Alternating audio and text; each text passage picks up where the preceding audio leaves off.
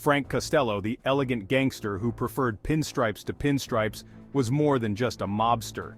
He was the architect of organized crime in America, a Machiavellian strategist who understood the power of politics and finance. Known as the Prime Minister of the Underworld, Costello's reign marked a turning point in the American Mafia, shifting from brute force to a sophisticated network of influence. Born Francesco Castiglia in Calabria, Italy, Costello's journey to the helm of the American underworld is a classic tale of ambition and ruthlessness.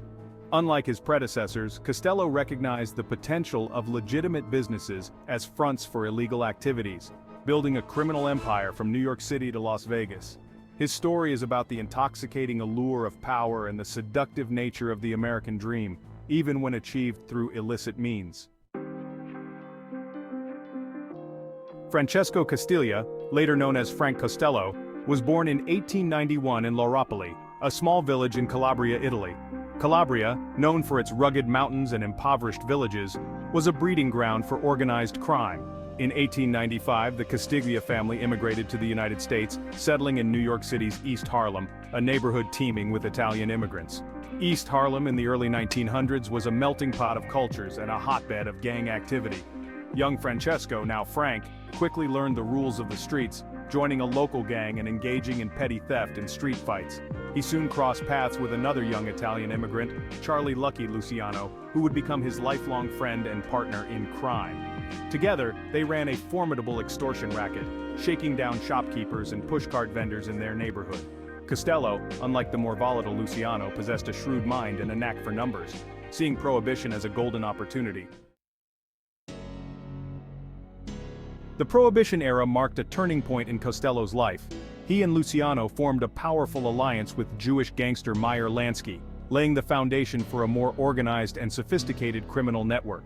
While other gangs engaged in bloody turf wars, Costello advocated for cooperation and negotiation, realizing that violence was bad for business. This pragmatic approach set him apart from his peers, and earned him the respect of both the underworld and the corrupt officials he bribed. Costello's influence grew rapidly, becoming a key player in the Luciano crime family, one of the most powerful mafia families in New York City. He invested heavily in bootlegging, gambling, and other illicit activities, amassing a fortune and establishing a network of corrupt politicians, judges, and law enforcement officials. The 1930s saw the American Mafia undergo a dramatic transformation. The old guard, with its rigid structure and penchant for violence, was being challenged by a new breed of mobsters, led by Lucky Luciano and Frank Costello.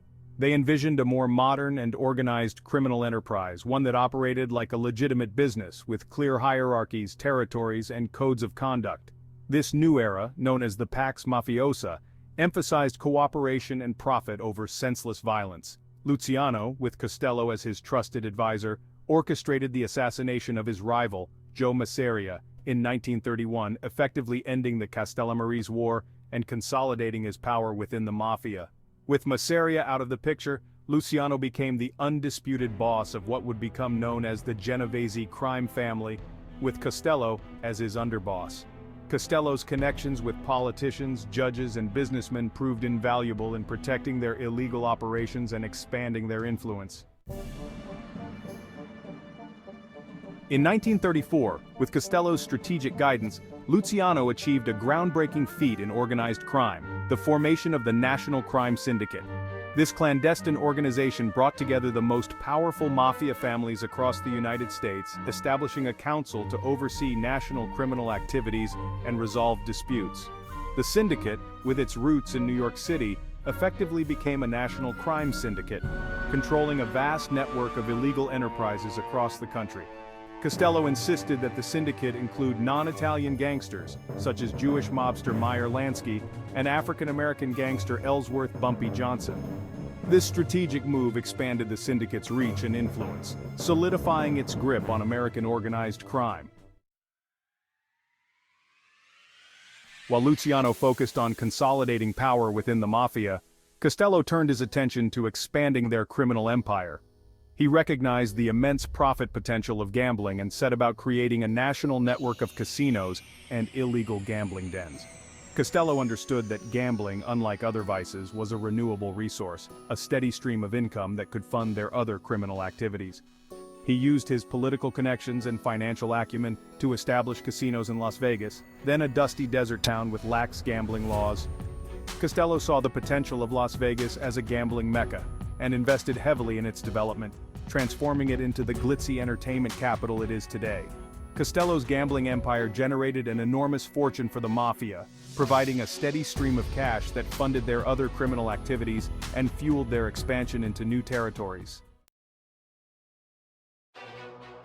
Costello's true genius lay in his understanding that real power resided not in brute force but in political influence. He cultivated relationships with powerful politicians, judges, and law enforcement officials, using a combination of charm, bribery, and intimidation to ensure their cooperation. He understood that a well-placed donation, a strategically awarded contract, or a compromising photograph could buy the loyalty of even the most upstanding citizen. His influence extended to Tammany Hall, the Democratic Party machine that controlled New York City politics for decades. Costello's connections with Tammany Hall ensured that his illegal operations continued unhindered, and he became known as the Prime Minister of the Underworld for his ability to manipulate the levers of power. He even boasted that he had a judge on his payroll who could fix any ticket, a testament to his pervasive influence. Costello's political influence created an aura of untouchability around him. This aura of invincibility made him a formidable force in the underworld and a source of fascination and fear for the general public.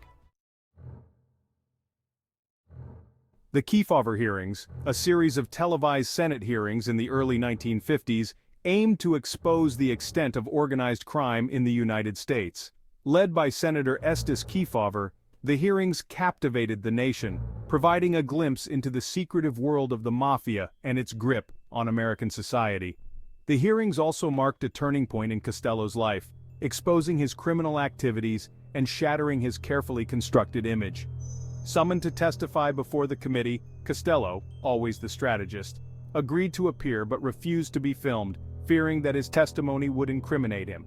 However, in a moment of vanity, he agreed to let the cameras film his hands, believing that his manicured nails and expensive rings projected an image of respectability.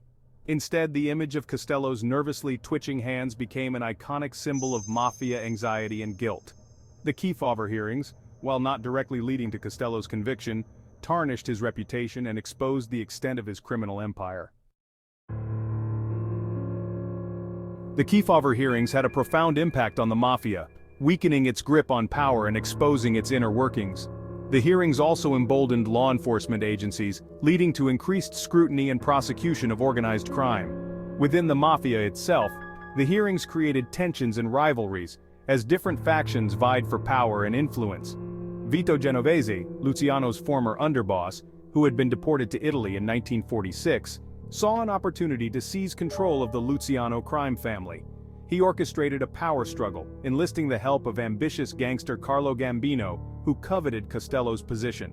In 1957, Genovese made his move, ordering an assassination attempt on Costello outside his apartment building. Costello, though wounded, survived the attack but was shaken and decided to retreat from the front lines of organized crime. He ceded control of the Luciano crime family to Genovese and retreated into a life of semi-retirement, his influence waning as a new era dawned in the American Mafia. Despite his downfall, Frank Costello's legacy as one of the most influential figures in the history of organized crime remains intact.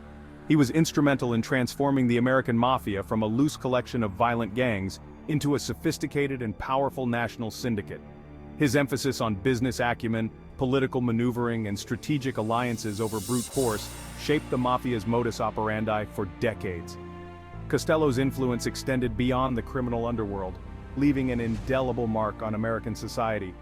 His gambling empire helped transform Las Vegas into the entertainment capital of the world, while his political connections exposed the deep-rooted corruption within American institutions.